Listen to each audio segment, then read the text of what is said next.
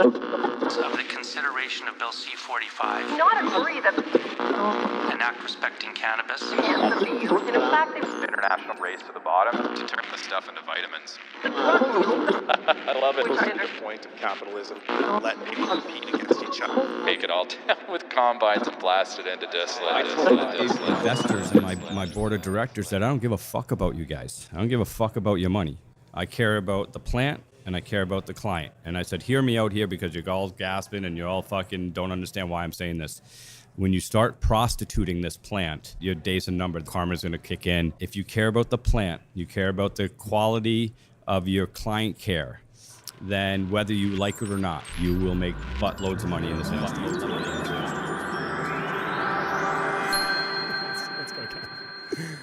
What's up, what's up, what's up? Rich Turpin here, executive producer of CanadianCannabisRadio.com. Joining me is Patrick at 420 Invest. Is it at 420? So it's 420 INV. 420 yeah, INV. 420 Investors, Alan Ooh. Brockstein. Ooh. He's a good guy. So we are at O'Cannabis. We came in hot yesterday. We decided to forego recording yesterday just to network because there's so many fantastic people here. So today is the day. We got Louis coming from CannaInvestor. So Patrick's gonna have a chat with Louis. I'm gonna walk the floor. We got a ton of really cool people. At 1:30 today, we have Kristina from Green Notes is going to be stopping by. We're going to chat about their book, about their grow journal, which is fantastic. I use it myself. And we're going to talk about some of the exciting stuff that they have coming down the pipeline. Dr. Darryl Hudson is flying around here quite easily. One of the coolest dudes at the expo. One of the realest dudes for sure. Patrick, what are you excited to see? I'm excited to meet people. I really enjoy the vibes of the trade shows that I've been to so far. The titans, the CEOs, right down to the people working the booths. They're all super friendly, cool people. Everyone seems to be in a good mood. So really, I don't have much of an MO here other than meet people, help out where I can, and build some cool relationships. Right on. It must be nice after the last expo. You were kind of running around there doing quite a bit of organizing and for interviews with the Canalists. Yeah, it was a lot. It was a lot of hard work, but you know what? I love hard work, man. So it's just another day in the life. Yeah, and those guys are beauties. It sounded great, turned out really well. So I've asked Patrick to kind of come and sit in with me here and there throughout the day, and so I'm not just talking to myself.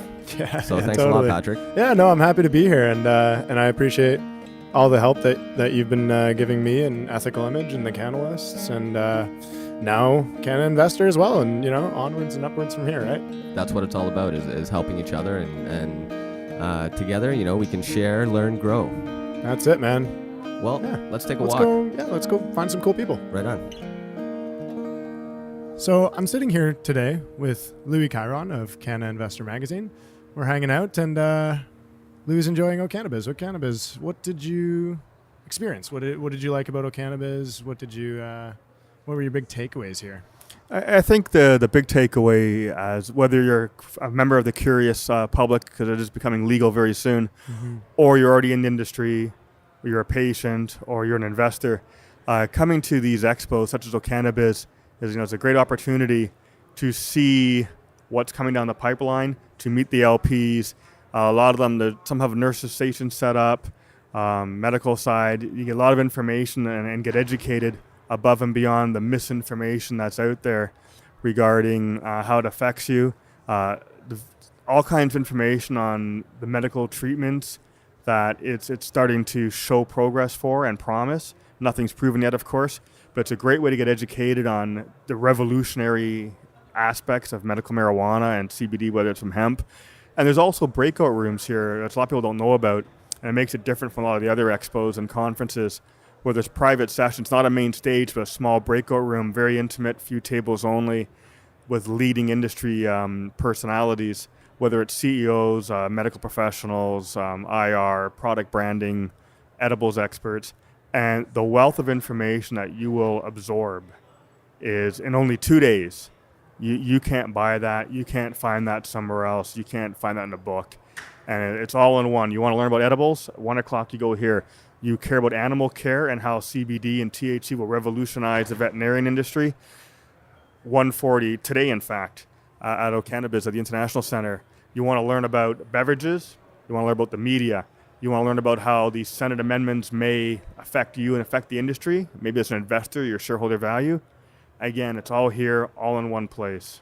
Yeah, it's almost when I looked at the show schedule with 4 different rooms and presentations happening at the same time, it's almost overwhelming the amount of information that you can take in at these trade shows. Oh no, it's almost the best strategy is don't come alone. Yeah. And divide and conquer. You come with 2 or 3 friends, you put your iPhone or your cell phone or your recorder on record, and you listen on as many of these sessions as possible. And then you play them back when you can. And folks like Ethical Image and Canadian Cannabis Radio, their podcasts, they're bringing it to you, whether you're in your car at home, enjoying a cold one or a little dabbing in the backyard there by the barbecue. You can listen in at your leisure and get really caught up to speed. A lot of people didn't realize, for example, that JWC is going to go on the Venture Exchange on Monday. Yeah, that's exciting. And you may have caught that Friday afternoon, but if you didn't, you certainly know now. Absolutely. And they're with Canopy Craft Grow. Like they're a big force coming, and they get listed on Monday. And you find all that out here. A lot of people didn't realize that CBD from hemp will be very legal very soon in Canada, and you'll be able to buy products at the grocery store and shoppers with positive CBD, but made from hemp. Mm-hmm. And that's coming very soon, very fast. And as an investor, you can start targeting those companies that are dedicated to the hemp side or dabbling in it. They have an investment in it. And you quickly learn just by sitting having a coffee, and the next table has some CEOs, and they're talking, and you hear that conversation, and it's like being on a golf course, right? They say all the business deals happen at the golf course, and that's where you learn the most, not at the boardrooms. And this is like that. It's so much. It's the golf course of the cannabis industry. I think so. I mean, there are golf tournaments too, believe me. Oh, sure. But it's happening here. You hear everything, and you can walk right up to a CEO and say, "Listen, I heard this in the newspaper. I heard this. I read this in the papers. I heard this. I saw it online. Is it true?" Mm-hmm. And it's a bit forward and blunt, but they are very happy to discuss and dispel rumors and discuss what's fact and to separate the myth from the legend from the reality. Yeah, that's the cool part about these trade shows is not only are the CEOs and the industry executives here, but they're willing to engage in friendly conversation with anyone they walk across. For example, when I took that photo of you, Bruce Linton, and Spiros, had a chat with him after. He's happy to hang out and chat, and there's no air of I'm better than you. And I think it's a beautiful thing. You're right. And the beauty about this industry being I call it pre-Big Bang. We're at day 0. Yeah, first and inning. So a lot of these CEOs are themselves entrepreneurs. They're passionate. They want to talk about it. They want to educate you. They want to dispel the mythology. They want to make sure you realize that marijuana is not a gateway drug. It's safe, and they want to educate you. Now, obviously, 10, 15, 20 years from now, as companies get larger and merge, and there's turnover, you'll start getting that corporate feel. It doesn't exist right now. Mm-hmm. It's organic. I hate using things that sound like puns, but it's grassroots, it's organic, and it's growing. And to be part of it, and especially as Canada, leading the whole world, is fantastic. It's such an exciting time to be involved in this industry, absolutely. And so before we head off, I know you have to go to a barbecue. I gotta start cooking in about an hour. So we'll let you go, but why don't you tell us a bit about how we can catch up on the event from CannaInvestor? How would people hear about OCannabis and learn a bit about it from your magazine? Certainly. Actually, you yourself, Patrick Moher, you'll be writing an article on OCannabis in our July issue. Our next issue, June, which comes out in about a week, you are covering Lift Expo. And it'll be interactive. It's a video interactive. And, we actually also advertise for these expos well in advance. And we do full in-depth coverage. Like right now, for example, many of our CannaInvestor team are here. And they're talking to people. We have, Matt Maurer and Whitney Abrams. They're top lawyers of the industry. They've been here all weekend. Spiro Search is the CPA. Darryl Singh's been here. I think Jason DeJean's been here. He's a fellow of the Canadian Securities Institute and our financial advisor writer. And I am here too, of course. And we all will bring back a different piece of it from a different aspect, whether it's on the legal side, the accounting side, the investment side, or the curious, first time at an expo, never done this before side. It's, and all that will be in different pieces of the magazine at the same time to get that full experience. But you yourself, Patrick, as Ethical Image, you have that video for the last one at Lift, and you may have one for this one. In fact, I think you do. I think we do. And we can't wait to see that in the magazine. And our magazine's digital interactive, so viewers can just click and watch that video without having to go to another website or be distracted. And we got the PA announcer on right now. Yeah. I don't think it'll be too loud, but yeah, it's been a bit strange. But I just want to thank you again for the media pass that you gave me and the opportunity to share my voice with the industry and hopefully tell stories. Yeah, and on that spot too, right? That's one thing that's unique about this industry. When you talk to the American side, if an LP runs out of supply, the rest are vultures and they're cannibalizing it and can't wait for it to go out of business. On the Canadian side, whether it's us sitting here, like you said, I got your media pass for this and for Lyft, or it's on the LP side supplying one another, it's a very cooperative environment. Obviously, they're competitors, obviously, they're rivals, but everyone is there to assist and help one another. And it's truly Canadian, and it's just a true blessing to be a part of it. And thank you once again for having me. I completely agree, and I can't thank you enough for everything you're doing. So, listeners, if you want to check out a well-rounded, as Louis said, wrap-up of Cannabis, check out the July issue of CannaInvestor, and you'll be able to get a pretty good sense of what went down today. All right, cheers. Thanks for coming on. Thank you. So we're back. We were walking the floor. Joining me is Plantstagram. What's your handle? What's the official handle? PlantstagramToronto. PlantstagramToronto. What brought you to the expo today, brother? Honestly, man, this is a space to listen and learn. I mean, like a quick look around and all you see are entrepreneurs, business owners, industry leaders, coworkers, friends, and family. And a couple cool kids, too. Oh, and so many cool people as well. I mean, like all the people that attend this kind of conference are just passionate and driven professionals pushing this industry forward. And I feel like this is the future of the cannabis industry at this moment. And that's why I feel like I have to be here. That's awesome, man. Well, I'm glad you came. We kind of connected a while ago on Instagram. It was so cool to see other young guys that are into growing flowers. Like that's my hope for all of this, is that people will potentially get enthused about growing cannabis and then discover that they have a green thumb and that they really like growing vegetables or that they really like growing flowers. And it's cool to meet like another young dude that's into flowers. I'm all about the plants, man. Like the first plants I ever grew was cannabis as a designated grower, and that sparked my entire interest in horticulture. Do you have a favorite flower? Oh, that's a terrible question to ask someone like me, man. I got dozens. Yeah, man. Okay, give me your favorite perennial. All right, straight off the bat, coming from the city, it has to be goldenrod solidago. Crazy. Yeah, because it adds color on the highways. Something so plain and barren, like you don't get those around the countryside around here. Or sorry, in Oshawa or something like that. That's awesome, dude. Mine's a Stilbees. I like a Stilbees. That's my favorite perennial. What about annuals? You got a favorite annual? Lobelia. Oh, yeah. Yeah, it makes the front garden beds pop. I was going to say, do you go with like a trailing lobelia? It all depends on the garden design. Depends on the garden. Yeah, dude. Man, I'm digging this. This is we're probably losing a few people with getting into the weeds on flowers, but totally cool to have you come by, and I really appreciate you sitting down with me for a few minutes. So yeah, man, appreciate you having me here. Yeah, thanks again, dude. We're gonna walk the floor a little bit more. We have Kristina from Green Notes coming by in about 15 minutes, and really excited to talk to those guys. So stay tuned.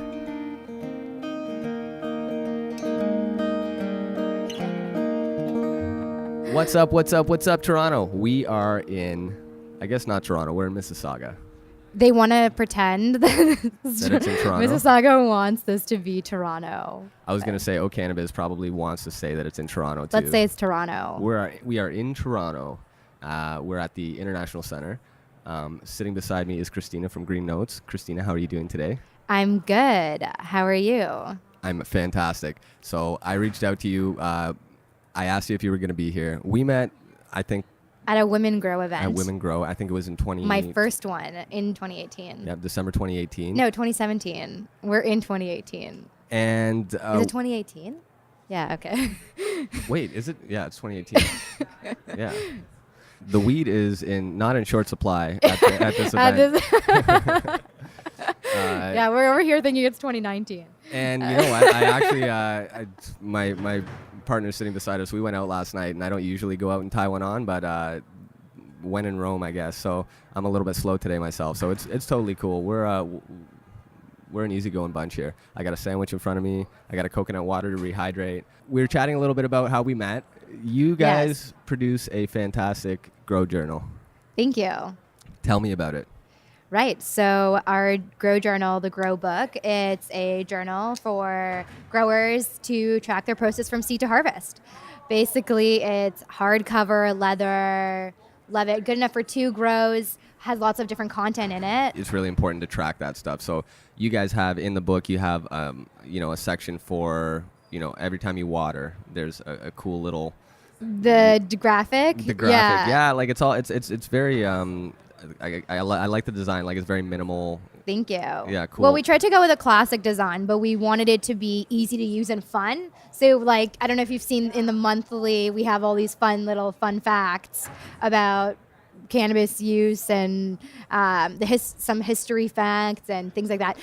So the reason we actually designed it is because we were growing last year for the first time. We started back in February, and we decided we needed to grow journals because we were tracking so much information. And I mean, Nikola's really organized. I'm a little bit of like the messier person between the two of us, but we're writing so much stuff down and tracking so many things, and like it wasn't consistent. It's like a piece of paper here and there, and we were like, we should really put this into some way that we can, if we want to figure out what to do next time, we know what we did, what wasn't working, things like that. So, and then we were like, cool, let's make this happen. And this is so dope to me because I'm an old-fashioned dude. I really like slow-made things. I have a Singer 5091 treadle that I used to fix my pants and shit. You're way more old school than we are. You guys got it going on with your book. Thank you. So I journal for everything. Like my daily calendar, what my schedule is. I'm always writing, even at work. All my colleagues use their computers, and I'm always in a meeting with 40 stacks of scrap paper, and my desk is always a mess. I think there's something to be said for that, though. Like, if you're looking at your phone taking notes, people think that you're disrespecting them. If you have a book in front of you and you're taking notes, they're like, wow, this dude or this girl is on the ball. I like that you said kind of disrespect, because I feel the process of growing requires that extra level of care and respect. Like, the process is so personal to me, at least, that I feel a journal really captures that. It's like my time to take for myself and engage in that moment, be present, and I don't want to whip out my phone. So for me, using that journal is really personal to me in a good way, being present in that moment. That's awesome. And for me, that's what gardening is all about, is that mindfulness, that meditation, that being there. And even people that don't really know the ins and the outs of growing cannabis on a high level, you don't have to. If you show love and attention and care to your plants, you will get good results and you'll get good yields. It sounds like you've been seeing my quotes on Instagram about taking care of your plants and clear and planned intentions. Yeah. All of your content on all of your little blurbs and stuff, I follow you guys. I love it. You told me, we were talking a little bit earlier when you were walking the floor, that you guys have something coming down the pipeline. Can you tell me about the autoflower book?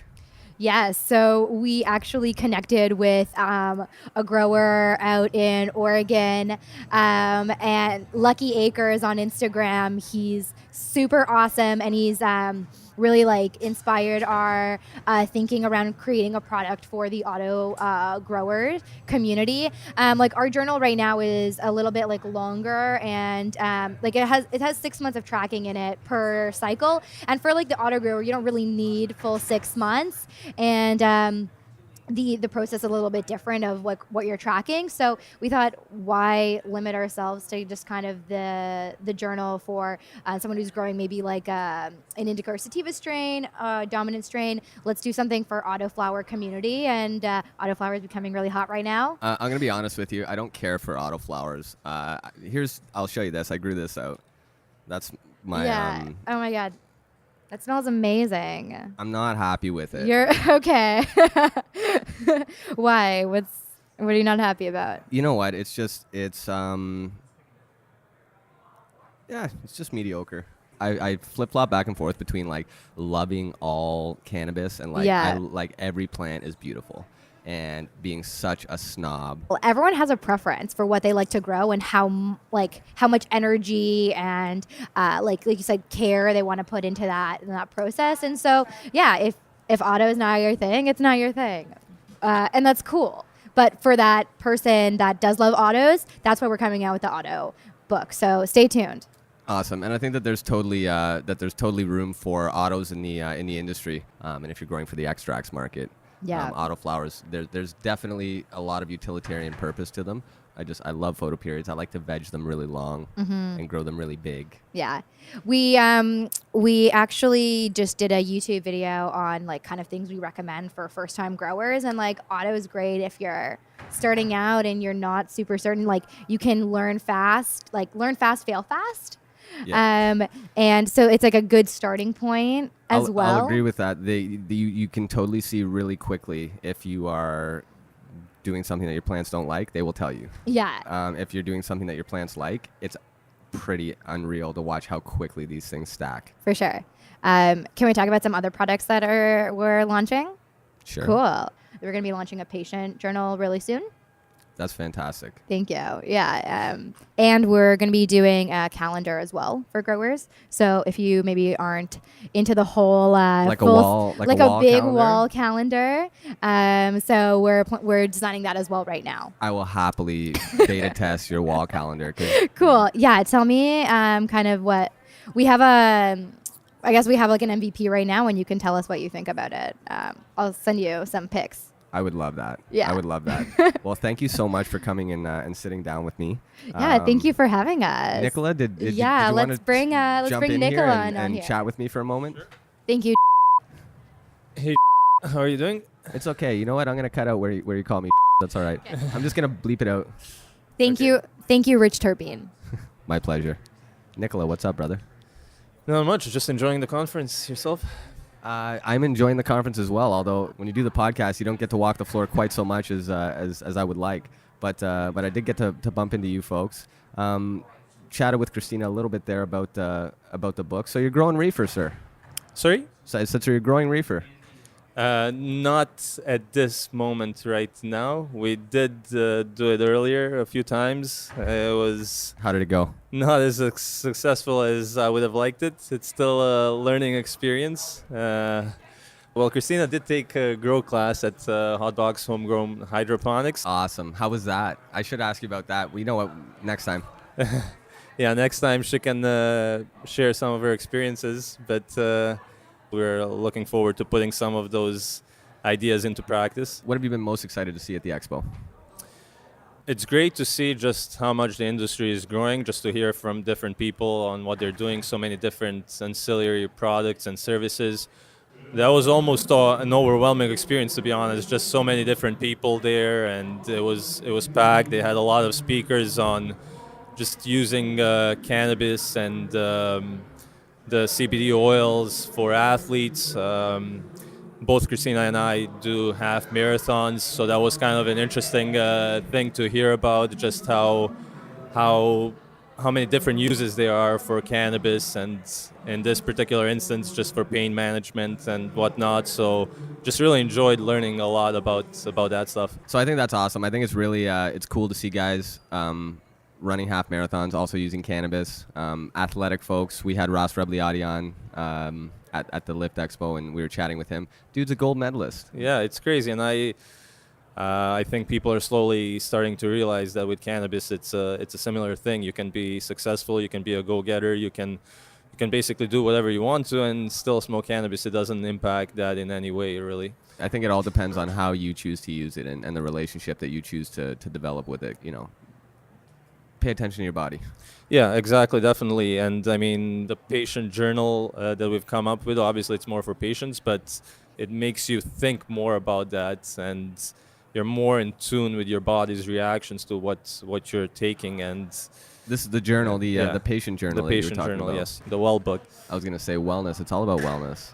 Yeah, it's a holistic approach to, treating your body and treating your symptoms. Well, we still have a few more hours left in the expo, so why don't we take another lap around? I really thank you guys for coming and sitting down with me. What are you excited to see? We're going to go back. We're going to speak to a few individuals from Peace Naturals, from Indiva, just connect with a few LPs. Yeah, really looking forward to see what it looks like in a few months when the recreational market is finally legal in Canada.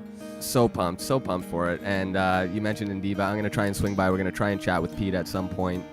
He's got his VW van Yeah, here. great. We took a selfie. Did you get in it? Did you actually get inside? Yeah. Oh no, we didn't do it inside. We did it outside. But it's been a centerpiece of theirs at the lift. There were so many people around there taking pictures. I think they rebranded recently. They did a good job with that. So that should be a good conversation. Right on. Well, you know what? Let's go check it out. Thanks again. Okay. Thank you. What's up? And we are back from walking the floor. I am here with John. Do you use your name? Oh yeah, for sure. I'm here with Jonathan Hirsh, Weedstagram 416. Yo. I'm eating a sandwich right now. Looks really yummy. It's not that yummy. I mean, it's not bad, but like It looks like convention center level yummy. It's expo food. Well, you could have had the crappy ramen. That was pretty crappy. Yeah, you had the ramen? I had the ramen. There's a lot of positive shit here too. Tons. So what brought you out here? What brought me out here? Well, Cannabis is a really cool Groundhog Day-like conference. It follows Lyft. And you wake up and you're like, oh, we're at another conference. But then, you dig a little deeper and you realize what you're getting out of it is a much deeper connection with the people that you got to briefly meet at Lyft. So it's kind of cool. It's more of a business-to-business opportunity. But, you've got your consumers here walking around having a good time. Yeah, definitely. I would say that the vibe at Lyft is a little bit more of a consumer focused vibe. And this is a little bit more of the B2B and a little bit more international, I would say. I like the fact that it's so small that you can have a 20-minute conversation with somebody and they don't feel like you're wasting their time. Yeah, no, I dig that. I think that as the industry evolves, that will unfortunately probably start to fade away. Well, the hope is the OGs like us are already in the face of these people so deeply that they look past the fact that we're not wearing a suit and tie. I don't quite consider myself an OG yet, but yeah, we're not the shiny shoes, that's for sure. Well, you look at a guy like John Barufalo, who started Meditainer and created a device that's now Health Canada approved and child-proof, safe, smell-proof, and it's now being taken over by an American company, Ecology, who's on the stock market. And they've, taken over his patents and made him a very happy man. And, you got a guy like that who's worked very hard his whole life to get to the point where people are accepting a product that he fought so hard to bring to the forefront and fight stigma on. And here he is, a businessman in a T-shirt and jeans and probably richer than most of the people walking the floor. You've had a chance to walk the floor. What are the cool sites here at O'Cannabis? My favorite booth on the floor is probably my favorite sponsor, and surprisingly, they have the most inexpensive product on the floor, but it's the most important. You should check out Bovida. They make the hydration packs. Is that how it's pronounced, Bovida? Yeah, it's pronounced Bovida. Cool. I've been calling it Bovida my whole life. Well, you've been doing it wrong, but right for you, so that's a positive. Well, it's going to be Bovida from now on, so I'm definitely going to stop Tomato. Chat with the Bovida guys because I use their products. Do you use the Bovida packs? Absolutely. I use them with my sea vaults and my restash jars. I think the best part about the Bovida for me is like, I'm not an expert when it comes to curing. I don't have my cure gear or my drying gear down to a science yet. I'm still working on that. And I think the Bovida is fail-safe for me. I mean, it really protects the quality of my buds, and I've never had anything go moldy yet. You know what? I'll tell you right now, the first time I used it, I was like, fuck these things. You're like, put a lemon peel and a tortilla in there and I'm good. Yeah, fucking right. Well, the saying, save your tortillas for Taco Tuesdays, my friends. Like, these things work. They do. Yeah, they're good. And I've stuck Bovida packs in with weed that's too wet. 4 months later, it's beautifully cured. That's awesome. So yeah, I tend not to like pump products on the show, Fair enough. because we're not an infomercial. But I do absolutely talk about products that I use and that I like. So, well, I mean, I'll be honest with you. I have 150 sponsors on my page, and I try to talk about them all. But when a product comes up that I feel is not of quality, it's not something that I wouldn't use, I'll gently not talk about it. Yeah. Let's talk a little bit about your business, because you yourself have built a really, really successful business based on just being yourself. Well, social media, at least in the short term of the next 2 months, is going to be very important for the cannabis companies, because cannabis companies are going to have a real hard time differentiating themselves. What makes 1 gram different than the other? When,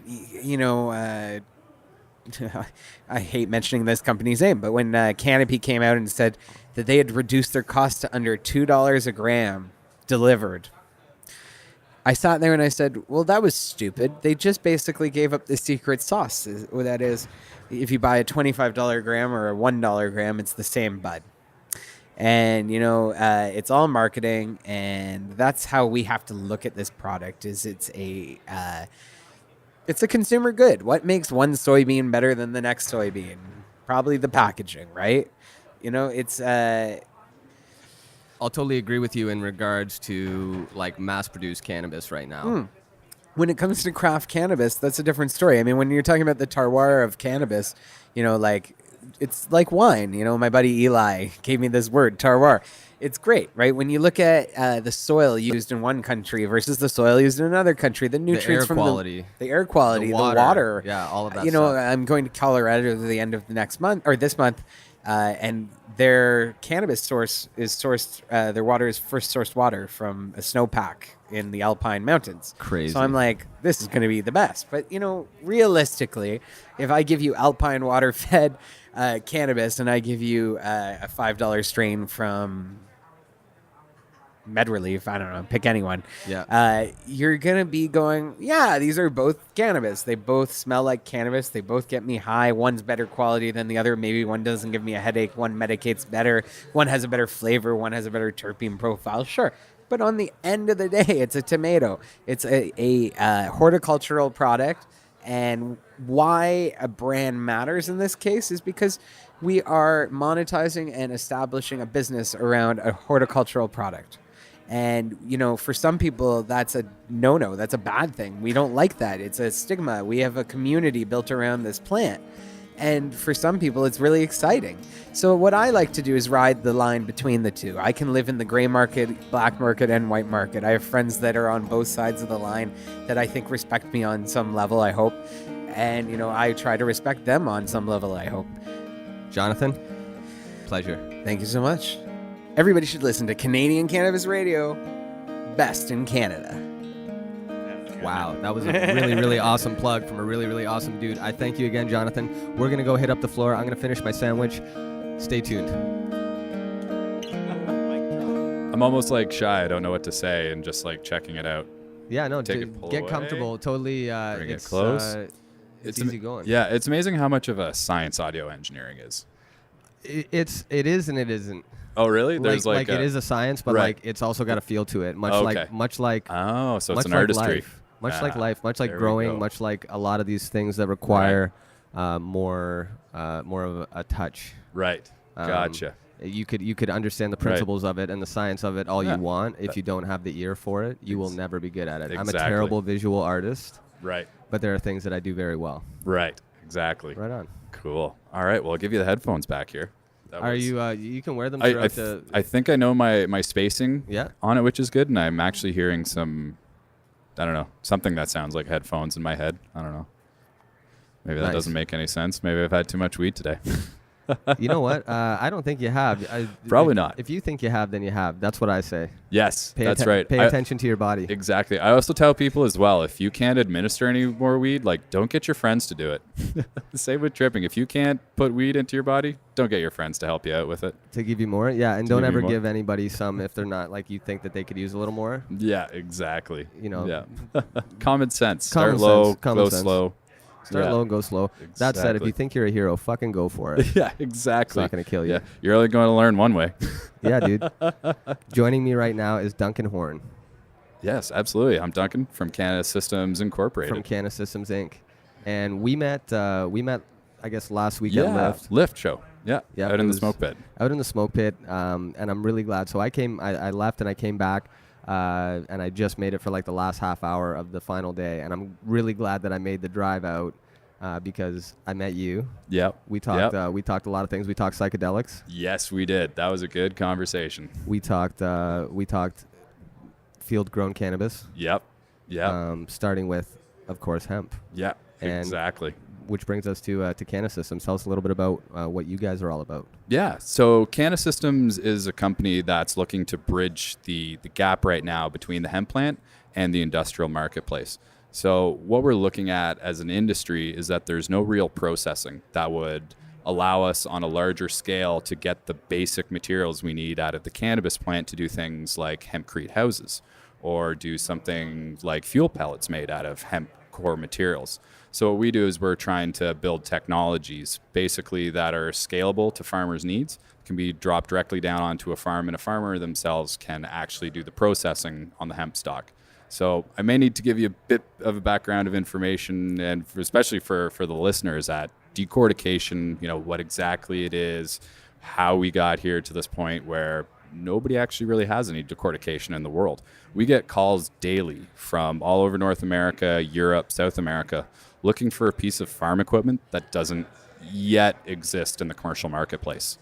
So what you guys are doing, you guys are developing the technology to produce the hemp fiber, or to process the raw material into something that's going to be usable by industries that are going to be making hempcrete homes and these things. Yeah, that's precisely it. So the actual technology and the process to decorticate the hemp plant, and maybe I should rewind a little bit to the physiology of industrial hemp. You get these big, huge stalks that grow.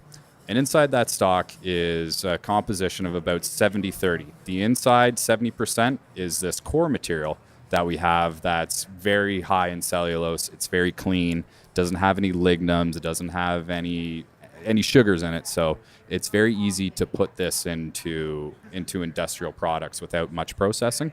The outer 30% is the fiber that we typically see in your clothing. Different materials and stuff will have biofiber blends with hemp now that we're seeing. So this is a machine that actually will take the stalk and rip it apart into its two constituent parts. The first actual patent that we've been able to trace back for these machines goes back to 1740. So was quite a bit of evolution that happened up until about the 1900s, early 1900s, 1919, 1920 is when kind of like the epoch of the decortication process and building up these machines. And that's kind of, it coincides with bringing in cannabis prohibition, kind of broke the back of any sort of hemp industry that was building at the time. So we're kind of rediscovering certain things and certain technologies about how to go about basically making this plant into something that's actually useful in everyday life in the building material side, beyond the human health and happiness side of it as well. So the bottom line is that there's a lot of waste within the industry. That's correct. And you guys are attempting to make use of that, or to develop the technology that will allow farmers to make use of it themselves. That's exactly right. Right now, all that stock material, it gets either plowed back into the field by the farmer, or they pick it up and they burn it in a big bonfire. There's no real output for them. There are, I believe, 3 or 4 things called hammer mills in Canada, and this is where we get most of the fiber stock from the fiber material to make our clothes out of, is these big, massive hammer technologies that basically crush the shit out of the plant, basically. And it creates basically dust out of the core material. So that's why anybody building a hempcrete house has probably got to look around for 2 to 3 years to find their starting material, that core material.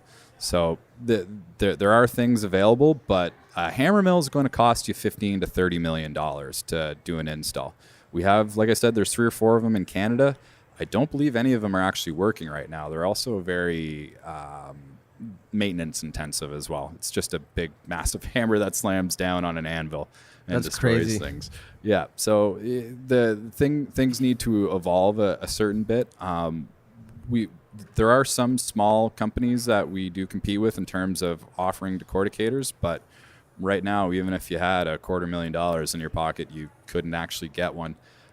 The most recent decorticator purchase that we know of was a fellow out of the States bought himself a decorticator out of France that was, I believe it had been rehabilitated by the Dutch, who pulled it out of a field in Russia.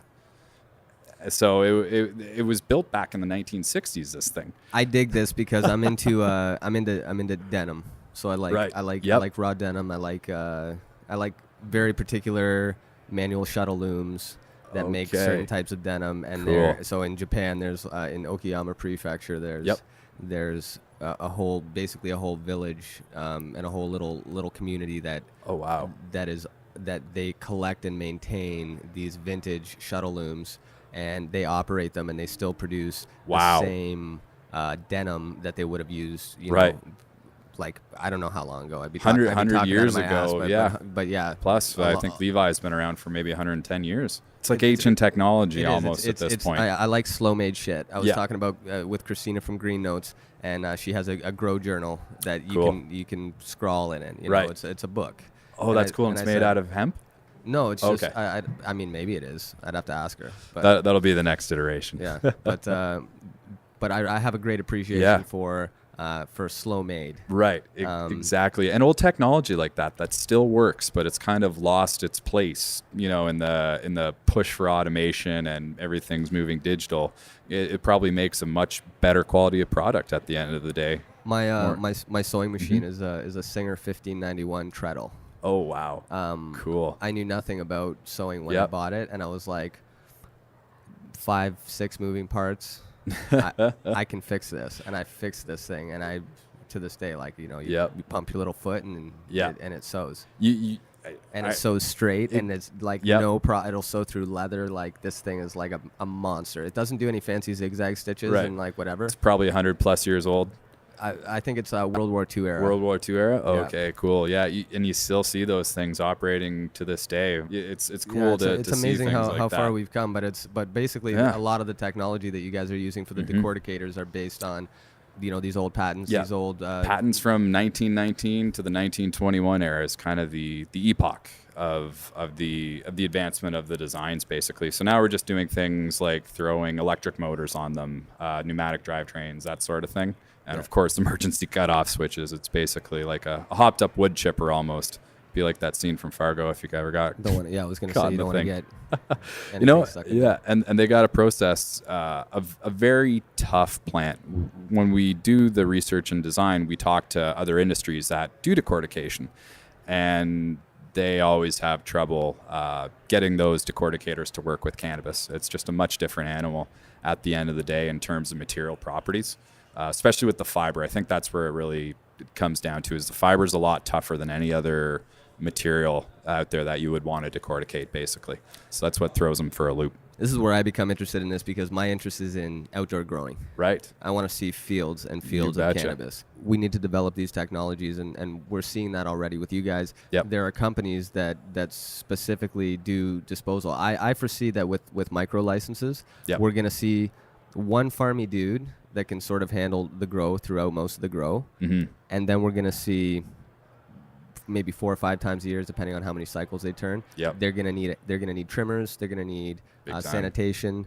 They're going to need a couple different things. And disposal may be one of those things. Or sanitation. You know, you'll see the service masters getting into greenhouse sanitation for keeping the greenhouses clean, man. For the micro cultivators, No because you know, you may have 100 lighter as a micro, and you might do just fine on your own, like I said, but you're going to need somebody a couple times a year to come in and clean that bitch.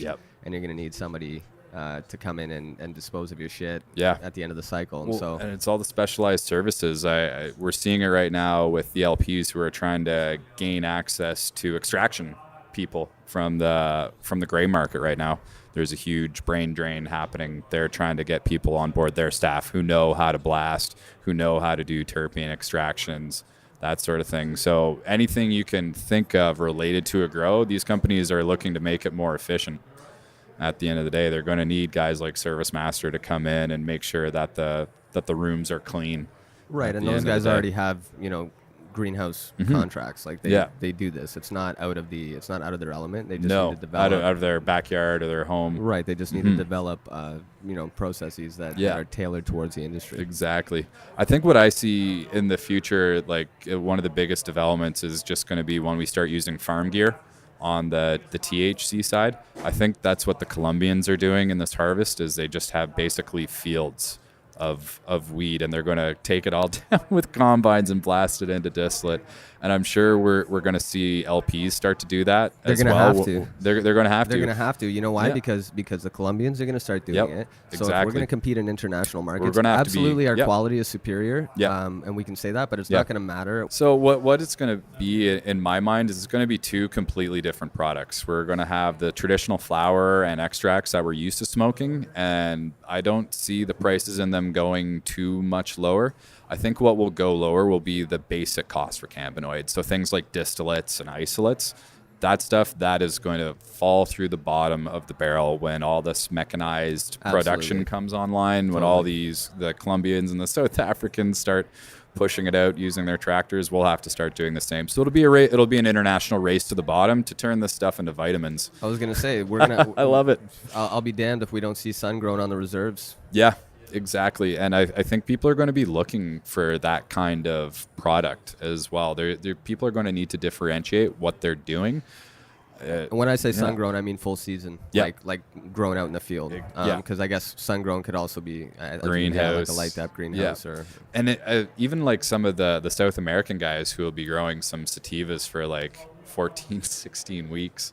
Kind of thing, up to 20 weeks for some of the, the really long duration, stuff that can only really grow down in those.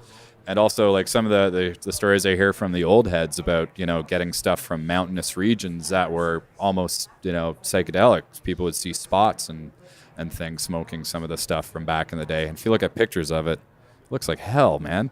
Like, they all swear by it. I'll smoke it. Exactly, I'll smoke it. I don't care. Yeah, man. Yeah, absolutely. So, so you know what? I don't want to take up too much more of your time. Yeah. I actually want to let's do like a formal sit down one time. And we can hammer out like an agenda of like how we want it to flow. I would love that. Let's do it, dude. Because and actually I'll bring Bruce, the guy who's really been pushing on this. My business partner, the other one. Who's outside, guy with the white dreadlocks. Fantastic. He's the one who talks to farmers all day, and he's been around the cannabis industry a long time. I learned a lot from that guy. That's awesome, brother. Yeah. So in closing, what are you gonna do with the rest of the day? We got a couple hours here. Rest of the day here at O'Cannabis, I got a list of a few people that I've been meaning to chat with. Gonna look at a couple more boosts, but for the most part, I think it's just relax, smoke a couple doobies, and eventually head home. Get on that Jam 401. It's too bad that they didn't have it at the Sheridan again, but the hosts this year were much nicer than they were last year. You know what? I like the free parking. I'll take that. Yeah, you know what? That's been good. I did like that, but at the same time, it's far. It's far from like Toronto proper, I find, to come out to the airport. Well, you know what? I will say that the people here at O'Cannabis have been very hospitable to us at Canadian Cannabis Radio. They've let us set up here live from the Broom closet. Gotta love it. That's what I say. It's a bit of a joke. We're actually right beside the media booth, so this is nice and front and center. You got a good spot here. It's fantastic. I can see everybody coming in and out, and I can just grab them as they walk by. So, boom. Speaking of that, let's go smoke a doobie. You betcha. All right.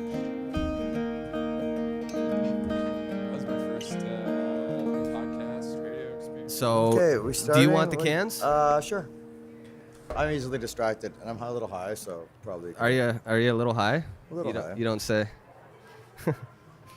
These events, it's kind of like are we recording already? Yeah, we are. Okay. So just get right in on it. Okay, so we as a team, we prep for our circuit of cannabis-based events for weeks in the spring leading up to 420. bringing our tolerance levels up because, the cannabis industry, the cannabis space, they're a very social space and everybody likes to share. Everybody likes to show off their wares. So be it edible makers, growers who are especially proud of their particular strain. People out there who know me, they know I love my sativas and I'm constantly being given beautiful buds to sample. Had I known... Sample some of this. Sample some of this. I love sampling. So we do all these reviews and I get to see so many cool things. Ooh, what is this? That is that's a Northern Lights auto. It's my first crack at auto flowers. It's beautiful. Thanks, man. Yeah, I did a good job. Be very proud. Thank you. Did a you. good job on your trim too. Oh, thank you, dude. It's nothing special. Here, take some with you. Oh yeah, I'd love some. I'll share it with my team. So I was saying we get so much given to us. We go into like basic training. I'm gonna put out a montage one day of us getting ready for event circuit where we're it's rolling, dabbing. Edibles. I've got music for it if you need. Oh yeah, it's gonna make a great montage at some point. Joining me, by the way, is Cy Williams from High Canada Magazine. Cy, how you doing today? Thanks for having me. It's been trying to get me in here all day. I kept stepping aside and getting caught up in conversation. That's usually the way it goes at these things. I was remarking to one of our colleagues that I usually come. I take 5 minutes to do a quick lap. And then I just find out where everybody's getting stoned, and that's where I spend most of my day. It's the smart move. I refer to it as the circuit. A number of years ago, I was doing these expos and conferences and medical events on my own. And I realized how important it was to be able to do the circuit. So now as our team have grown, I am so seldom at my booth. It's horrible. But luckily, I have an amazing team of passionate, wonderful, articulate people who allow me to roam the conference and do my circuits and pretty much hang out front smoking cannabis with some very great people. It's important to have that because I'm just realizing now, between actually trying to be here and trying to catch some of the expo, trying to catch some of the talks, and then also trying to be outside smoking pot. I wish there were like 3 of me so I could be in all of these places at once. There are several experiences you can have at these conferences. You can go... If you're going to come for the speakers, you should come for the speakers, but you will have to forego a lot of the expo action, the auxiliary action outside. If you're coming to network, you shouldn't go to the speakers. You shouldn't be visiting speakers because you're not really going to pick up what they're laying down. And what the speakers are offering is very valuable, and people come just for that educational, informational aspect, not just the business deals, not just the networking. Then, there's a whole different vibe going on in the conference floor with all the vendors and the business-to-business action going on there. There's a lot of funging and tonguing, as I say. Oh, yeah, yes, there is. I was going to say, speaking of which, did you manage to catch any of the talks? Unfortunately, I did not. I was too busy spinning, but I know a lot of I had an opportunity to speak to a number of the people who were speaking. You know what I like most about the Cannabis Business Conference is that they have such an amazing group of speakers that have grown. Now, last year's event, it was the first time out of the gate for a cannabis event that was essentially being organized by Canadian Music Week. It's the music industry, and they do the Canadian Music Week, and they do all these big music-focused events, but cannabis was still fairly new to them. And they pulled in some really great speakers their first year, and we were really impressed with their first show out of the gate, but some of the criticism they received was, okay, we need more women on the panels. We need more Canadian content. And I was lucky enough to sit on the advisory board for their next event, the Grow Up Conference in Niagara in September. And what I loved about this group in particular, the ones who were putting on Cannabis, is they took all of the criticism to heart. They really listened. And they did their very best to work on their Canadian content, inclusiveness, gender inclusiveness, really offer diverse panels, really did the research, took the time to find out what people were interested in. They didn't follow the trends. I remember I was talking to some of their organizers about, potential conference topics, and we had touched on physical fitness and cannabis, and it was a popular topic last summer, but like every single conference had a panel on it, and Cannabis didn't want it to break new ground. And so as they're grow up in the fall last year was phenomenal. But what they've done here is they have twice as many speakers. The program reads like a who's who in Canadian cannabis. The best of the best are speaking, and they've been honing their crafts across the country at a lot of other expos. And I see it really culminating here. And this is one of the most impressive speaker lists. We have like people like Jamie Shaw, Jenn Larry.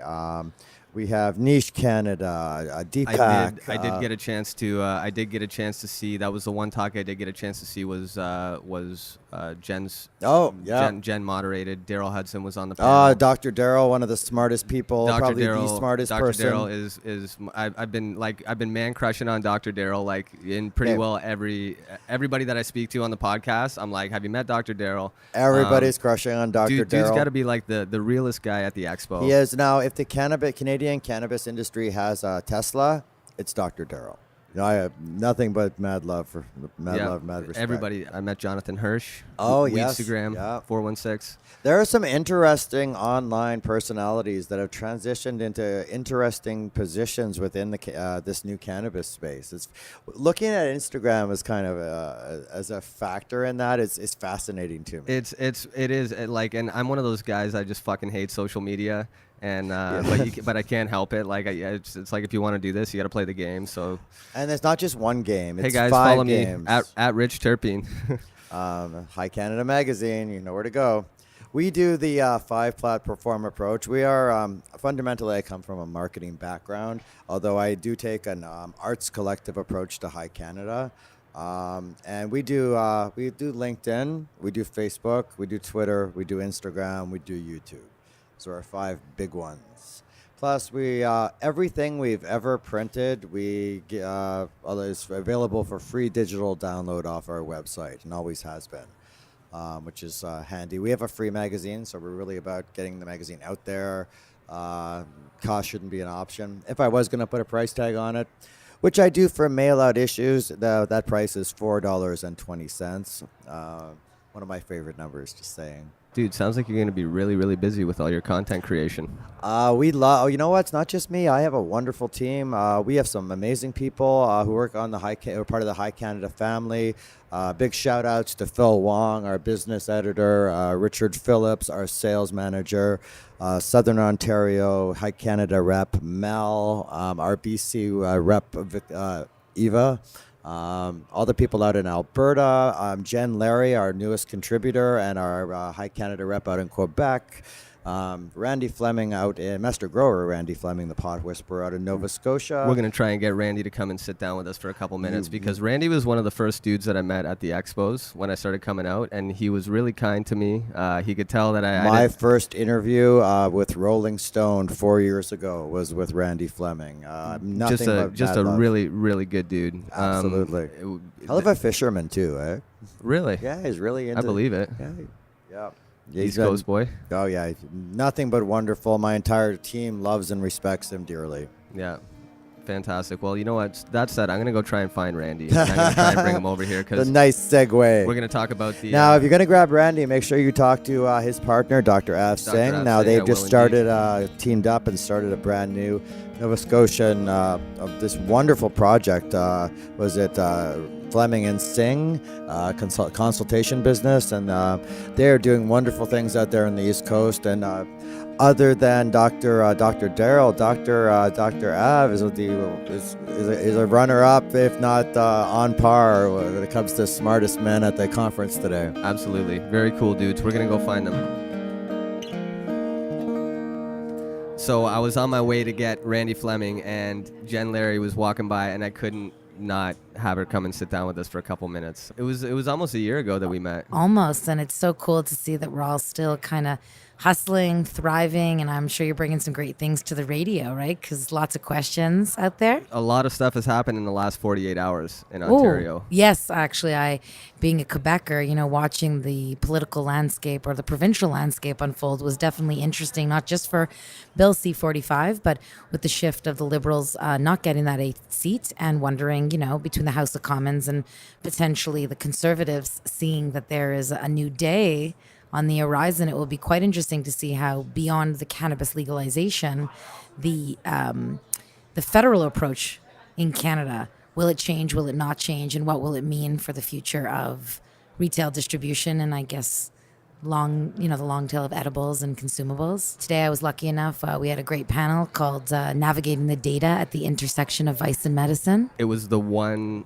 panel that I managed to catch at the entire expo. Super humbled. And, I was feeling blessed because to be given a voice in any way in an industry, it's, it comes with responsibility. And so the friends that I feel I've made reflect, I think, what this industry is about. And so to have doctors and scientists and veterinarians and advocates for education for youth and people who are running media companies all come together with a real spirit that's demonstrating that in order for change to not be so uncomfortable, we need to come together. And so in what's about to change, I chose this platform mostly because I think there's been such a blur for those who came through the vice/recreational world into now what is the legitimized direct-to-patient.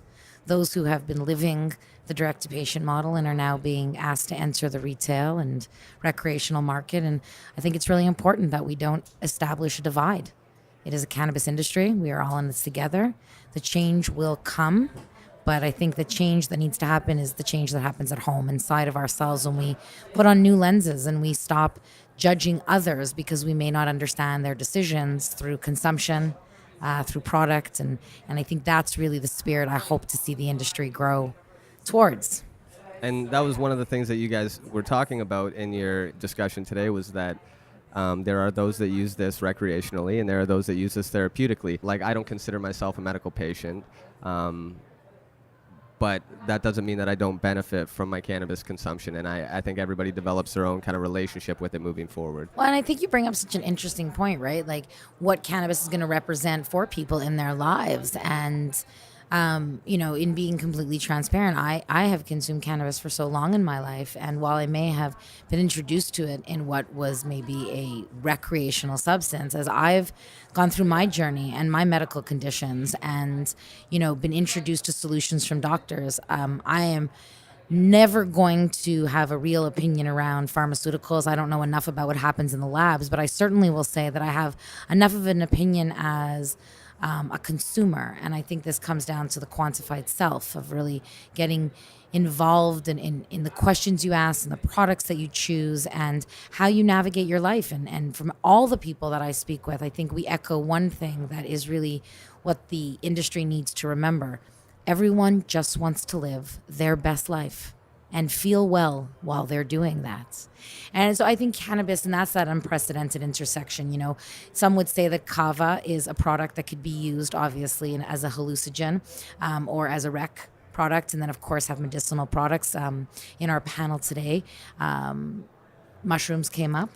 I was just going to say, you guys talked psychedelics, and that's something that I bring up. I try to bring it up with all my guests because for me, that I had the deepest experience with psychedelics. Yeah, and I think, there's a compassion and I think understanding that needs to continue to happen amongst individuals, let alone in industries. And it's kind of why we started our company. I'd been working for so long.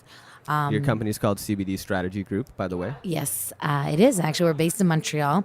And I had spent the better part, I'm in my 40s now, and when I started on my journey as a worker, certainly cannabis was not on the horizon of a career. And I worked in the music business and through working with other industries, which are all vice-based. Really, we worked with tobacco and online gambling and moved into pharmaceutical and food and beverage. And they all come with the same learnings that in Canada specifically, we have a lot of stringent rules. Most of them are set to protect consumers. Some of them create barriers and challenges for brands. But as much as I'm a brand builder and I know brands need bottom lines, we are supposed to be in this business for the people that we serve, not for the brands that we serve. But we started this company because so many brands were poorly navigating business because they didn't understand the regulatory framework around how to bring their products and, more importantly, their conversation to the table. And I think How to that's tell the story. Yeah, and not to make it a fable, but to make it truth and to understand that. And that's really, again, going back to the intersection of vice and medicine. If you and I were sitting and there was 2 doors in front of us right now, and you walk through vice and I walk through medicine, the amazing thing is we're ending up at the exact same place on the other side. And we're sharing a doobie. And what we're maybe seeing is that if we get really lucky, that us being in it, the generation to come, whether they're young or old, the new adopters, will realize that the science of cannabis is the conversation. And whether you're a medical patient who's trying to figure out how it works as a benefits your ailment, or a rec user, I think understanding how all of the active compounds and molecules in a plant come together to create a feeling is what is really exciting. You know, we tapped on that also on the stage in this idea that navigating cannabis is not for the faint at heart, nor is it easy. But we see an industry like wine, an industry that has traditionally, prior to the last decade, it didn't have a navigation structure. You didn't go in, you didn't understand tannins, you didn't understand regions, you didn't understand profiles. And the industry created a conversation. But what they really did was expose the important stuff. How do grapes grow? What are the temperatures? Caring about the soil, understanding the significance of a region bringing something to you. And so cannabis is primed and ready for that conversation. And I think it's important that whether it's companies like CBD Strategy Group or other companies are inspiring really, really not just interesting, but critical information so that 10 years from today, when you and I are still, chatting about this, we're looking back and saying, remember that time when we had to fight so hard just for logical, sensible, factual information to be available for people so they can make the right decisions? And so I'm really happy to be with you today, and I'm really grateful that you're here. And thank you for bringing radio as part of a way that people can learn. And, we're very, on behalf of the whole group, thank you. And we wish you guys the best of luck. And I just want to again thank OCannabis for letting me set up here live from the broom closet, as I say. Love it. You know what? Great things happen in garages. Better things will happen in broom closets. Jenn, thank you so much. You pronounce it blessed. Blessed. Blessed? Blessed. Okay, somebody was like blessed, and I was like, you know what? I don't even like tomatoes. Like it's Yeah. all blessed, right? Blessed. Right on. Blessed. Oh, what are you smoking? It's some Northern Lights Auto that I grew. Okay. You grew it. I did. That's pretty. Thank you. These ones actually smell better. It's a little green. I got too excited. It was cutting it too close to the expo, and I was like, I have to. Oh, jeez. I have to have some weed to smoke. I can't not have weed to smoke. So the popcorn nugs are a little bit drier, so you can smell them a little more. Oh, look at that. Are we live right now? We are live. Hot dang. Hot dang on the Instagram. So pumped. So what is this? This is a Northern Lights Auto. Jeez. I couldn't even tell you the breeder. That's so pretty. Thank you. Take some. Okay. Yeah. I can do that. I may as well roll a joint because we're going to go smoke. I'm going to go smoke one anyways after this. Oh. You're welcome to join me. That'd be lovely. So we're kind of winding things down towards the end of the day. Yeah. I'm super glad that I was able to catch you for a couple minutes. Yay! I'm kind of I'm actually really upset that I didn't get a chance to this guy hear you speak. We talked about how cannabis helps us as women. So my story was just basically about talking about my injury, talking about my new path of possibly not being able to fight Muay Thai anymore with my concussion, and just being able to accept that and being able to help athletes with recovery and show them the path that doesn't have to be all eating face punches and injury. So it's been really cool to be able to share that story with women and talk about how we can help and how to slow the pace down. And so you guys have products for athletes for athletic recovery. I'm running an athletic recovery company. So we show people that sugar is really bad for the body, and the more sugar that's in the body, the more inflammation that's in the body. So eating a sugary edible to help yourself recover from pain, for sleep, or anything like that is just causing more confusion within the body. So I guess my thing is listening to your body, developing a relationship with cannabis and the way that you're going to consume it. Absolutely. You don't want to consume sugary edibles, basically. It started for me as I would love to eat all of the sugar. I would love to be this complete sugar monster, but it's about watching my weight. It's about I needed to stay between like 127 and 132 pounds at all times to be ready to fight. So the least amount of garbage I would have to cut out of my system before I would go back to fight cutting or weight cutting is better. So Tell me about how cannabis helps you. oh geez, well. For relaxation, for training. So I'm a big fan of 10 milligrams of an edible oil before I train with a couple of bong hits. And that's what I do before I do Muay Thai. This seems so counterintuitive to a lot of people. They're like, you get all stoned and then you go Truthfully, do like heavy and duty. I don't want to say I get wrecked, but I get like blazed. Couldn't take a newbie and put them and have them do what I do. And you couldn't have taken me a year and a half ago and do what I do. So, like I did a yoga class in Montreal. They flew me out there. Stoner Bites flew me out there, and we did a microdose class, and that was honestly like 2 milligrams per person. And for the women who had not really touched cannabis before, you could see that it totally affected them. And they probably really enjoyed themselves. They really liked it, and it was just that little bit. A little bit of chill. And so even though I started this as an athletic recovery company, it's really become this crazy amount of like 30 to 60-year-old women who don't want to take Valium, painkillers, drink wine. They just want to like chill out, maybe smoke a joint with their husband, maybe eat a small square of chocolate and just, learn to relax, learn to enjoy life a little bit more. Right on. Yeah. How do you feel about psychedelics?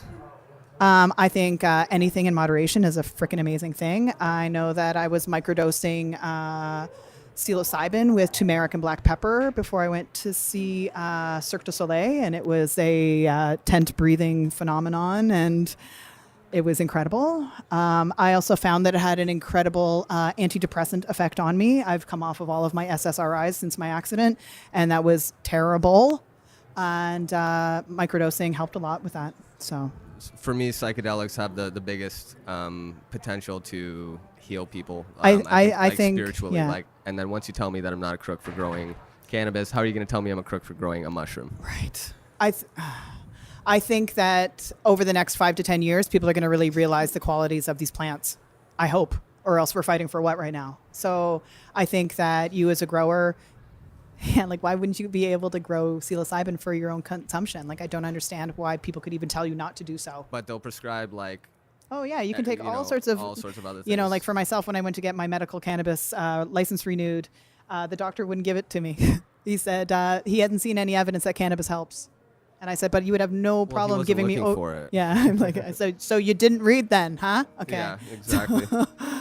We were talking in the conference about people's choices for pregnancy, like if they want to use cannabis for sickness or helping breastfeed or anything like that. Right, and I'm just like, I bet you get so many people it's just, up in arms over that. It's insane. So yeah, no, I feel you. So listen, I don't want to take up any more of your time. Amazing. I could talk to you all day, but I was gonna say I'm sure that you've got people to see. People are waiting for me. Yeah, we're gonna go eat some dinner. I would love to hit you up sometime and we'll sit down for like a full in-depth. I would love to sit down for hours and talk some shit because it's really comfortable. We'll actually get into it. I'd love that so much. Angelina, thank you so much. Thanks for having me. Yeah, so I'm freaking out a little bit. Dr. Darryl Hudson's in the house. Dude, your talk was the one talk that I managed to catch. Really, really cool to see somebody doing all the shit that you're up to. But I just wanted to bring you by and get your thoughts on the expo. What are you pumped about moving forward? A lot happened in the last 48 hours. Yeah, 48 hours in Canada in the cannabis industry can be like a lifetime in the prohibition era. So, Senate vote and the expo here. This is the second big expo in Toronto in a matter of weeks. Provincial election. Yeah, provincial election, which could change the landscape here from what everyone had anticipated being a very government-controlled similar to liquor style, to possibly, open to more retail outlets. Do you honestly think that that's going to happen? I think it's in the interest of everyone for that to happen, especially the licensed producers. I actually don't think you would have seen Doug Ford get elected if the cannabis community, and by that I mean the licensed producer community, really wasn't behind it. I think there was a lot of support for him because of the chance that he might not just go with OCS. But we'll see. There's a lot of other reasons that people would vote for Doug Ford, I'm sure, but from my perspective, just seeing the amount of money in this industry and the amount of opportunity that's going on in other provinces compared to Ontario with respect to licensed producers being able to open their own stores and promote their own product a little more openly. That to me, like I'm excited for the craft market. I'm excited, I'm a little guy. I'm excited for field grown, sun grown. That's why I'm really excited to be talking to you, because you grow fields and fields of cannabis. Yeah, and at the end of the day, the regulations as they're written right now, I'm not super happy with. I think it's a step forward, but just like everything in cannabis, they're not really opening the doors for the opportunity for the little guy, as you said, the craft guy to I think that once succeed. the LPs are able to capitalize on that industry, they'll push for it. I think you can only fight what's right for so long. And obviously in Canada, we have a very large agricultural community that deserves to benefit from this just as much as the corporate community. And you're going to see pressure from the Hemp Lobby Association and other groups to allow for large outdoor grows as well as for small craft growers. I think the one thing that's different between alcohol and cannabis, as I sort of mentioned earlier, was that we already have an established craft industry in cannabis because of the prohibition era. People that consume cannabis now typically have their local dealer who knows who the grower is, and it's not getting shipped hundreds and hundreds of miles necessarily. And with the eco-conscious communities that we have now wanting to, buy local food and take care of their own health, I think that there's not only a place for the craft grower, but that the consumer is actually going to want to facilitate that. And so I think there's still a lot of changes that we need to make in the laws and the regulations. And from a genetic level, the only way that we're going to see the variability, the variation in the different products that I would like to see is if we do allow those craft growers to succeed. So, I think there's a place for both. There's obviously large corporations are going to supply molecules to pharmaceutical companies, and that's going to be a multi-billion-dollar industry. But there's people like to always smoke be good flowers. A place for top shelf flower. And a lot of people want organic, local, sun-grown stuff. So I really hope that does come into play. I think for sure there's enough meat on this for everybody, small guys, little guys, big guys. There's enough people smoking weed. There's enough people consuming it. Yeah, the cream will rise to the top just like any industry. I mean, but that's supposed to be the point of capitalism, is to let people compete against each other and allow the cream to sort of rise to the top. As I said, the best to succeed, whether that's based on quality or price point. And right now, we're not seeing that in the Canadian industry. So as much as the legalization is happening, it's really not legalization as I would like to see it, because we didn't decriminalize, we didn't remove the criminal penalties, and we didn't allow an open market system for anyone to really succeed. It's a very tightly regulated, strict system, and in order to sell the product, it's very likely that even the little guys are going to have to go through the big guys or a large distribution government outlet in order to get anything to market. As a craft guy, as an Ontario guy, I'm thinking, why would I want to do craft cannabis in Ontario? I would want to go to a province that has private distribution. Or honestly, or move to the States. It's sad that, you got a federally illegal product in the States, but it's way easier for someone in California to get a license on a few thousand square feet and actually make a living at doing it. And I know plenty of people down there that don't want to have multi-billion-dollar corporations. They're making a few million a year. They got a nice big house out in the country and they're happy, and they don't need to do more than they're doing. So it's a very interesting dichotomy compared to the Canadian market, where everyone is talking multi-billion-dollar market caps and all this stuff, but really don't have a lot of revenue to speak of at the moment. That's not to say that they won't. You give someone $1 billion, they should be able to throw enough money at something to make it succeed. But I really hope that there is a place in the cannabis industry moving forward in Canada and elsewhere for both sides of that coin, for the little guys to be able to make a living, whether it's just farming or just extracting or just doing the retail side of the industry. Cool. Dude, I don't want to take up any more of your time because I know you're really busy. Let's get together and let's do like a real nice in-depth one. Right on. We'll get into the details. Thanks, brother. Thanks. So I'm walking the floor and I bumped into my next guest, Mel from Melomomentz. How are you doing? Not too bad. How are you? I'm very well, thank you. I've been following you on Instagram, and so I recognized you, and I thought I should come and say hello. Thank you. And I'm glad that I did. Yeah, likewise. So what do you think of the expo so far? It's pretty amazing. It's the first time I've actually been here. It's the first time I've been to the O-Cannabis convention in any shape or form. So So you didn't go to Grow Up last year either. This is your first O-Cannabis. First O-Cannabis. Actually, the Indigenous Cannabis Cup was my first cannabis event. So Very cool. Tell me about the Indigenous Cannabis Cup. the Indigenous Cannabis Cup was phenomenal. It was amazing. We held it on sovereign land. We had 60 vendors. We served everything from infused ice cream to cotton candy to tacos and olive oil. Everything was infused. We had even mac and cheese. We had Denisha Prendergast came and gave an empowering Rebel. speech. Yeah. Fantastic. Yeah. So it was amazing. It was a 4-day event held on sovereign land, and we had not an issue. Did you get comfortably stoned, would you say? Absolutely. I generally tend to get more than comfortably stoned at these events. I like edibles of all sorts. And I Yeah. have a pretty high tolerance. So do I. So I tend to think that I can eat quite a lot more than I can. Yeah. When I'm at one of these events, I'm like, no, I have a high tolerance. Yeah. I'm okay. I can do this. I got this. Yeah, I got this. Well, Just I'm know glad it. that we met. That was super cool. It was a pleasure. It was a pleasure having you.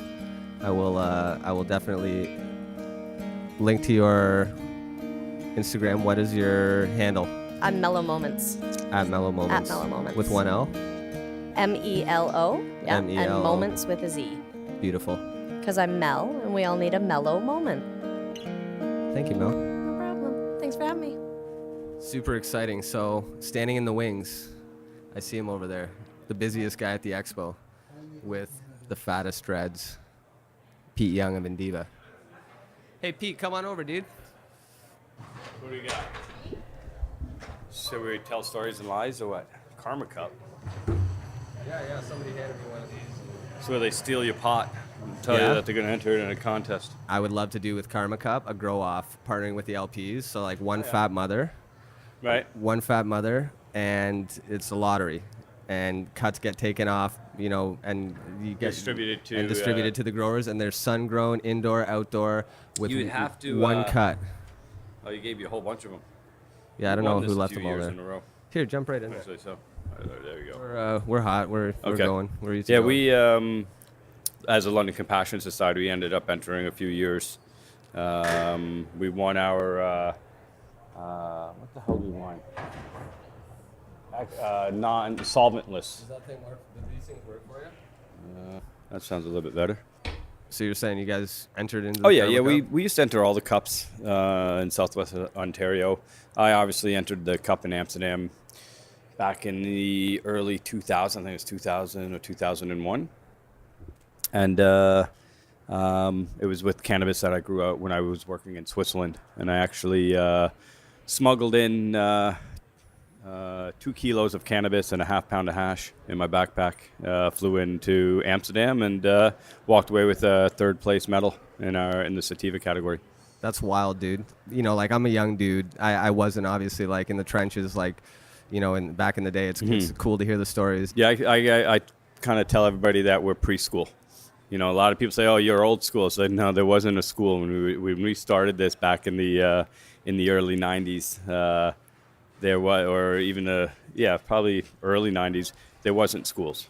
There was a bunch of guys that like to grow pot and share the genetics and go up and down the coast. I'm from New York, so I would spend my time collecting genetics in New York and then bringing them up to Canada and then finding stuff I liked in Canada and bringing it back down to New York. How have things changed since then? So that was back when was that? 90? That let's see. I started with Hemp Nation, Great Canadian Hemporium. I started with Chris Clay back in would have been 92, 93. And then I ended up taking over what turned into Hemp Nation. Hemp Nation, based out of London, Ontario, was the first what we classify now as a head shop, which was strictly cannabis-related products, sold pipes, bongs, grow guides. First seed bank in Canada, the Great Canadian Hemp Company that had our own seed bank. And again, it wasn't selling seeds from other breeders. It was basically us selling our own genetics that we were breeding within London or within southwestern Ontario by friends of ours. Yeah, you're still running some of those strains today? We are still running those strains, but not under the Indiva, just because of the regulations on the ACMPR is we're not allowed to import or bring in genetics from the MMAR. We have to use genetics from other LPs, unfortunately. And so we had our starting material we had to buy from other LPs. So what's that going to look like in the future, do you think, with the upcoming nursery licenses potentially? I know that the details are very scant right now, but do you see yourselves entering into that market in the future? I don't know if we will enter into it. I'm sure we will get to a point that we will sell genetics. They have to get away from the programs the way it's set up right now, because an LP selling to another LP, that's ludicrous. Who the hell is going to, sell you their competition for so many reasons. The best shit? So the nursery idea, I think, it would be great, because then they're not selling something to compete against the person selling the starting material. An LP, if I'm an LP, I'm going to grow out my best strains, and I'm going to try to keep them, for myself. And if something doesn't work, or I have, a strain that's not selling well, then those are probably the strains that I'm going to decide to sell, because I wouldn't want to sell my best genetics. So how would you market that? Would you pump up some terpene profile and, be like, yeah, it's got this such and such. It's good for this. It's good for that. Yeah, you know what it comes down to with, because Indiva had to go down this road, a few months back. We got our grow license, and we're like, okay, we're ready to grow. Where do we get our starting material? Well, starting material came from 2 other LPs. And, beggars can't be choosers at that point. At that point, a lot of these LPs, all they want is their sales license. So they'll buy anything. They don't care what it is. Because Hillary. Sorry. Yeah, no problem. That was Hillary Black. Hillary Black is the queen of compassion, queen of cannabis. She's the one that started the medical marijuana movement in Canada. So she started the BCCCS, British Columbia Compassion Club Society, around the same time I started up the London Compassion Society. She was the first brick and mortar, so the first compassion center was Hillary Black. Okay. And we just saw her running out of here, and I had to just touch base with her just because. I was going to say, so she's just beautiful people. You guys have that in common, kind of. Yeah. You know what? We were doing some interviews with the National Post yesterday, and I got to give credit where credit's due. There's people like the Hillary Black. Where people in the medical community know who she is. There's people like Chris Clay, who formed Great Canadian Hemporium, and then Hemp Nation, who formed the first constitutional challenge that was legitimate, a real challenge that had foundation to change laws for industrial, medical, and recreational uses of cannabis. And that case was based again out of London back in the mid-90s. Kind of all levels of activism, and you guys are kind of the OGs, there's the Abby Roaches of the world, and I pocket dial Abby Roach by accident all the time. I actually had to change her rotation in my phone just because I'd look at my phone, I pocket dialed her like 2 or 3 times, just going back a couple of years, and I felt really bad. I had to call her and say, hey Abby, sorry, it's Pete from London, I keep pocket dialing you, I'll take you out of the top of the list of my contacts. That's funny. Kind of thing. So but yeah, I guess because she'd be the first. She was the first one in your list. Yeah, right on. Cool. So yeah, people like that, I really I pay homage to. I don't give homage to the people that are in this industry, even if they're the loudest voice. If they're here for the wrong reasons, whether it be money or in certain cases self-promotion, don't give those guys the time of day. And you know who that is.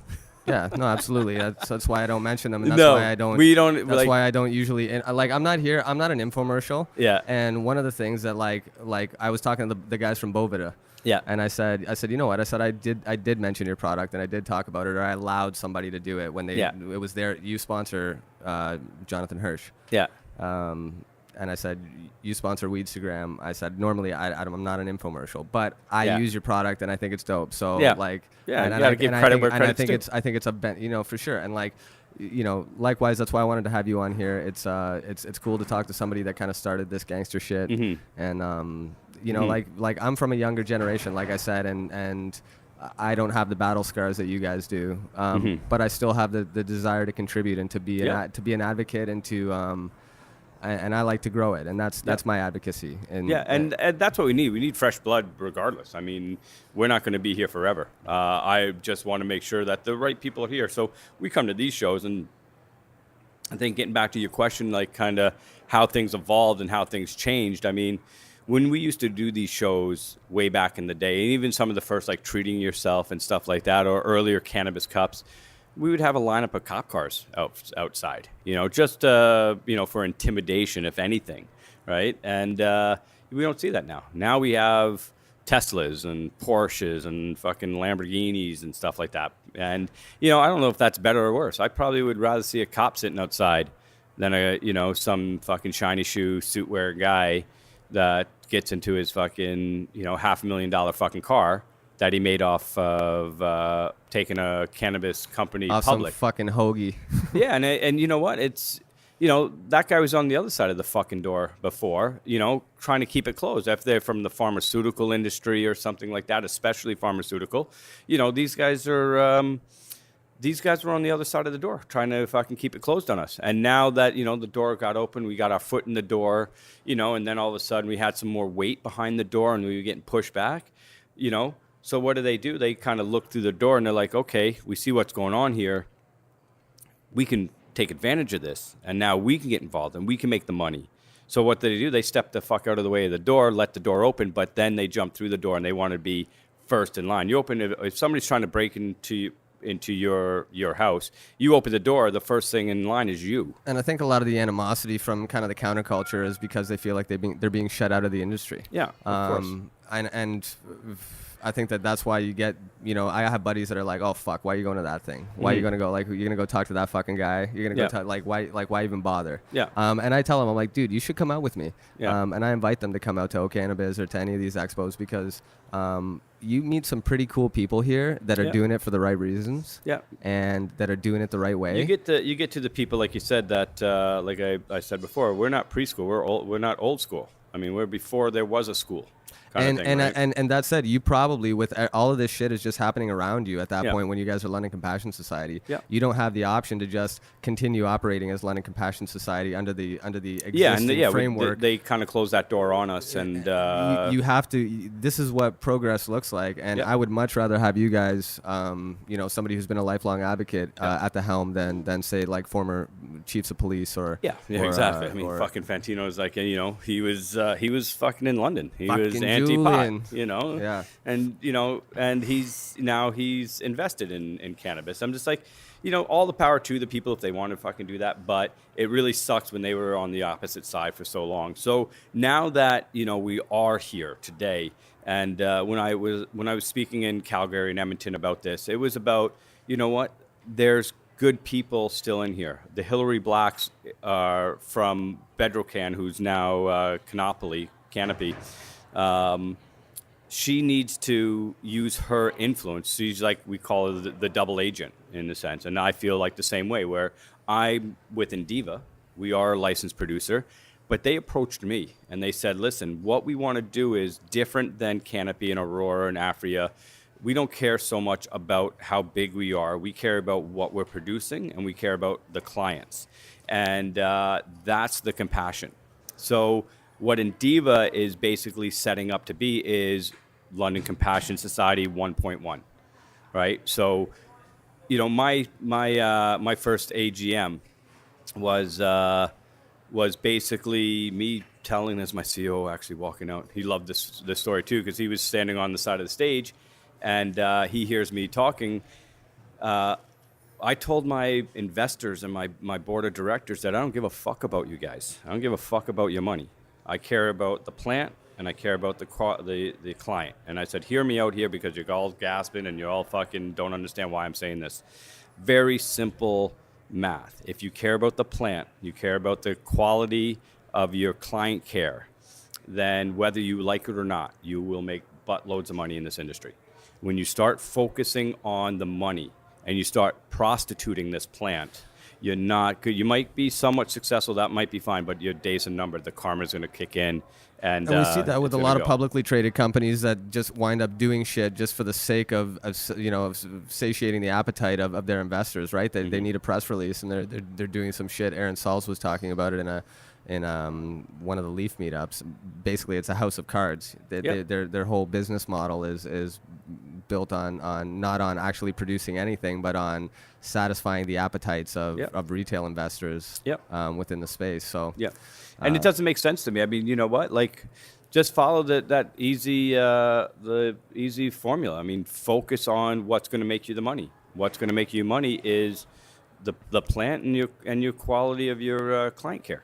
And if all you worry about is your market cap and shit like that, sure, you're going to make money, but you're not going to be around for very long. You're going to be found out. They're going to see you for what you are. And certain companies are now trying to backstep and bring in some of the old school, the original compassion center or mentality people, and they're trying to save face by maybe bringing them in. In Diva, that's where we started. They approached me. They offered me a percentage of the company. Did they tell you at the time that they were going to stick your face on a T-shirt? No, they didn't tell me. That came out. I actually didn't even find out until I actually got to a show. There was a clause in there. Yeah, I actually looked at my contract again. I was like, it doesn't say that I'm the poster child here, but I got to a show and there was my face fucking 3 feet fucking tall. And I'm just like, are you kidding me? Like, we did a photo shoot in Florida, and it was for, just for our website kind of thing. And they ended up taking it and making it into like a marketing. And we had a meet about it, and they just said, well, this is kind of what we were talking about. We want to follow your direction, the path that you started down. We don't think the LP or the ACMPR is the end of the Compassion Center. We think it's going to be the 1.1 of the Compassion Center. And we want to follow that because it's worked so far. I started the LCS in 95. We're still going. They went through and they raided all the dispensaries in London. They did not come in, knock on our door. So we're doing something right. We're getting the respect that we like from the society that we live in and the police that police it.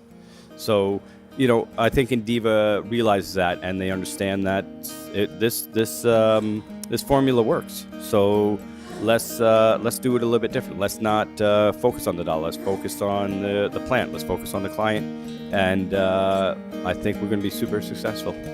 Pete, I want to thank you for taking the time to come out and chat with me. No problem. I appreciate you having us. It says somewhere on there there's a joint venture. Does it actually say joint venture on here? It must. No, it doesn't. Straight up. No, it doesn't say anything about Medreleaf on here. That's how they got away with doing it. You know what I love? I love that I can actually just enjoy this beer here. I just smoked a joint. We had chats with... About that? Yeah, man. It's all about enjoying yourself. So I'm enjoying myself now. I thank you for this beer, this San Raf. Shout out to Medreleaf for a really outside the box marketing scheme. It's not and bad fucking honestly, original. it's not bad beer either. Yeah, no, it's good beer. Generally, I but like a bit of a stronger beer, but kind of gimmicky. It's gimmicky, but in a nice way. There's other gimmicks that I just roll my eyes at. Yeah, this is a bit I at least like the fact that they're going for it. Like, I like to drink a beer. Like, I smoke several joints. I'm gonna drink this beer and then I'm gonna go smoke another joint. And I think that's like a good plan. That's totally cool to mix and alcohol and cannabis responsibly. Like, as long as you know how to moderate your intake, pay attention to your body. Level, pay attention to your body. Yeah. Patrick, thanks a lot, dude, for coming by and hanging out with me today. Man, it's my pleasure. Thanks for being weird with me and enjoying an authentic conversation over a nice cold beer. Yeah, cheers to that. Cheers. So shit just got real. Joining me is Rachel Colic. Reaction I got. Adam Greenblatt just got dragged in, I think. Yeah, I'm Thoughts on the show? Yeah, thoughts on the show. So this is super exciting. I'm washed up. Please. Please. As we sit here and watch Adam Greenblatt take his first beer. sip of the San Rafael. He touched it. What do you think, Mr. Greenblatt? I see a smile on his face. It's a good beer, he says. Little hop. I drink that beer, he He says. said he wants to work for what? Oh, well, it's 4.2. No. It's 4.2% though, right? He said it's a good beer, folks. Shout out. Oh. See, folks, we can all get along. We can all be friends. So we're winding down here. I saw Rachel walking through.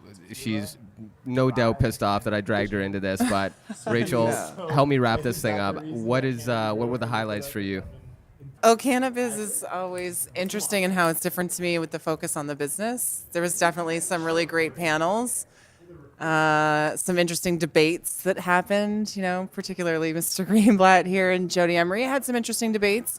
Did they get into it? Around what, a pot-friendly Canada might look like and how we protect patients and get access that patients need and also, create a legal market as well. That's always been Jody's focus, and they had some discourse, which is always. I think this is one of the things I love about this industry is that And many these of us. expos in particular, like when we all come together. Yeah, we in all the same come spot. together. We don't all have to think and believe the exact same things in order to be friends and support one another. And I We're think all that outside smoking a joint, Exactly. passing it back and forth. the one same thing that beauty. brings us all together is a love and a passion for cannabis, and I think that's a beautiful thing. And I think it can help you rise above almost anything. At the end, Adam sort of attempted to make peace by offering her a joint, slightly forgetting that she's on probation and couldn't take it from him at the moment. But I think that's a really beautiful metaphor for kind of the peace that cannabis can create between people, even when they've had a heated discussion about something that they're both incredibly passionate about, which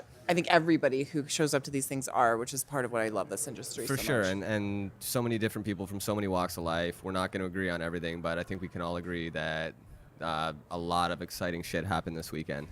Yeah. Like- For me, these shows are about building relationships. And so I love seeing everybody that's here. It's like Twitter come to life. I love seeing all of our Twitter friends and getting to hang out with Deepak and Trina and Adam. And I was going to say, we're missing Molly and Blue and Saito. Would have been great to have the Canalists. I begged Molly so hard to come out. He told me he wasn't He leaving the doesn't Shire. love me enough to get on a plane and leave the Shire. You can't really blame him. He lives in paradise. But yeah, definitely missing those guys. But I think it's interesting to see the different events and the different groups of people that they bring out and how the events will change over time. And which ones, again, like all the other areas of business, which ones will rise to the top, which will be the favorites and for what purpose. So I think it's interesting to see the different feelings and the different groups of people that it brings out to each show. Yeah, awesome. Well, I won't take up any more of your time because if you're feeling anything like I am, I'm fucking washed up. So. Yeah, I've smoked so much weed today and had so many great combos and stood on my feet. I'm tired, but it's always great to see you. Pleasure. Thank you again. Thank you.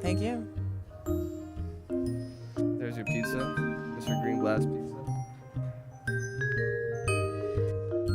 Command Shift Record. Yo, yo, yo. Spacebar.